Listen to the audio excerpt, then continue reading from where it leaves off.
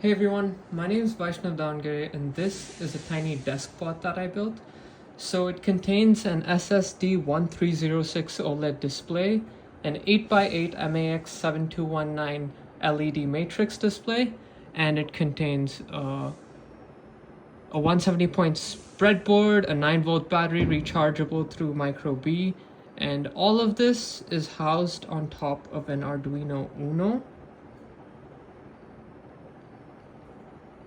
So the reason I built this was I wanted to bring back things with retro gaming.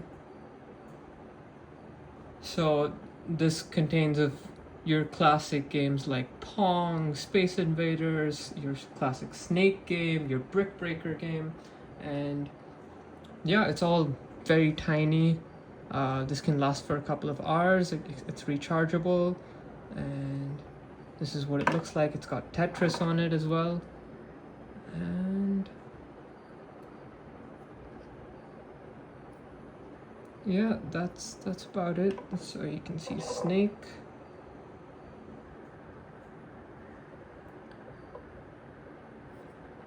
That's the Snake game.